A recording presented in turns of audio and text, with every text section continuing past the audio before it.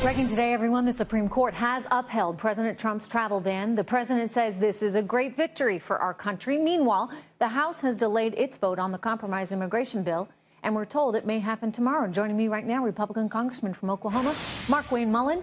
Congressman, good to see you. Hey, Trish, good to see you again. First of all, news of the day here. What do you think? Your reaction to the Supreme Court's ruling here, upholding that travel ban?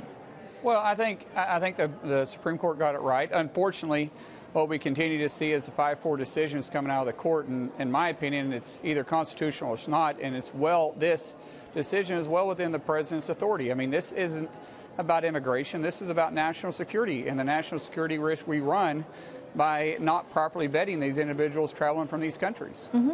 You know, I was talking to Alan Dershowitz, Professor Dershowitz, just a short time ago, and he basically said that, you know, constitutionally, yes, this is within the president's power. And his concern is that too often these justices on both sides, he said, vote from a political perspective as opposed to being intellectually honest. Isn't that bad, however, for the country right now? You look at a 5-4 vote, and I feel like this should have been 9-0. I would have preferred to have seen all of our justices united saying yes, even when it's Donald Trump, because, by the way, Carter, Reagan, Obama, they've all used this provision. They've all basically shut our borders at various times to specific countries. Wouldn't it have been nice if they had just all been on the same page?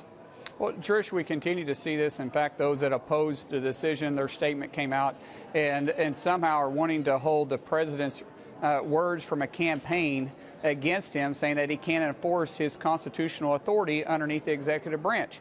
The fact is, he does have the authority and the responsibility to protect the United States citizens. And this is clearly, without question, a national security risk when we allow individuals from these countries to come in with not being vetted. But it's about politics. And our founding fathers was very clear in the way they set up our judicial branch by making sure that it would be a nonpartisan part of the branch so they could make decisions based on our Bill of Rights and our constitutional authorities, holding the legislative branch and the executive branch accountable for their decisions. Yeah, I just really wish it was entirely nonpartisan, because Me too.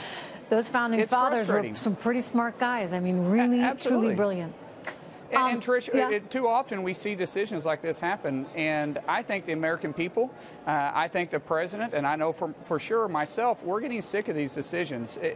These Supreme Court's justice, they're appointed, and they're appointed for life, so they can make decisions and be free to make decisions away from politics, and that's not what we're seeing anymore. You know, Congressman, when I spoke to you last week, you were undecided on the compromise bill. What are you thinking right now? I'm still there. We're still working through this, Trish. We had a meeting this morning. I had a meeting about an hour ago in the Deputy Whip meeting discussing what changes need to be made. At the end of the day, the president is going to have to come out in full force and endorse this immigration bill if it's going to have a chance to move forward and pass in the House. Now, we're still going to vote on it because there was members here that was promised a vote. But as of right now, without the president's full support behind it, I think it's going to be very difficult for other members to get there. Mm-hmm. Let me quickly ask you about tariffs, because there are a lot of concerns now that we might actually lose some jobs in this whole process. It's kind of the law of unintended consequences, right? We now see that Harley-Davidson is saying, all right, well, in order to avoid that 30% tariff that Europe is going to stick on us, we're actually going to take a lot of our production overseas to Europe. And thus, therefore, we'd lose those jobs here back home in the U.S. Congressman, how are you thinking about tariffs right now in light of the fact that some companies may decide to move away? Look, as I'm speaking to you, I have a Harley-Davidson watch on my wrist. I've rode motorcycles since I was 14, but I'm still very frustrated with Harley's decision here. They just received a huge tax cut from 35% down to 21%. And we knew when we were going to try to renegotiate the bad deals that the United States has with other countries when it comes to trade, that there might be some of these tariffs implied. I mean, why wouldn't these countries come down, or why would these countries just lay down? Of course, they're going to go down. Isn't Harley-Davidson doing what it needs to do for its shareholders? Well, I mean, this is where it gets so tricky, Congressman, absolutely, right? Because they have no responsibility to say, okay, well, we'll stay here, and yeah, it's going to cost us $2,200 extra a bike, and we'll just eat it. Our shareholders should just expect to eat it. We'll make less money? Absolutely not. But at the end of the day, they just received a 14% tax cut. Did they drop the price of the motorcycles when they did that? The answer to that is no. Is it a quid pro quo? I mean, did they have to? No, absolutely not. But if we're talking about shareholders, I think they have more than enough room to be able to absorb some of these tariffs if they choose to. These aren't going to be permanent. Yeah, but shareholders are not altruistic.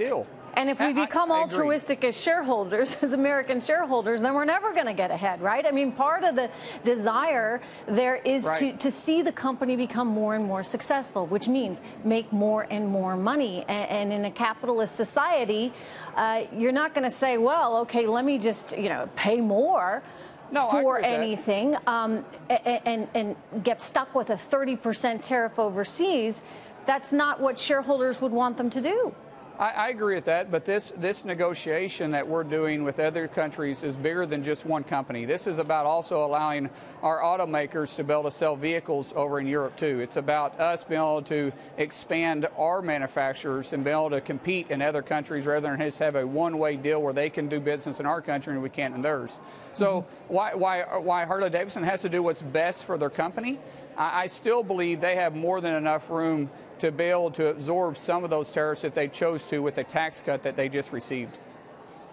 Yeah, I think their shareholders would disagree with you. They'd say, well, we need to make that money and we don't want to get stuck paying 30% when we don't have to. I mean, I agree with you on that, Trish. I'm not arguing there. I agree in an with what ideal you're saying. world, it's 0% for everyone, right, Congressman? Hey, let's be fair or free, one of the two, but it needs to be an even playing field.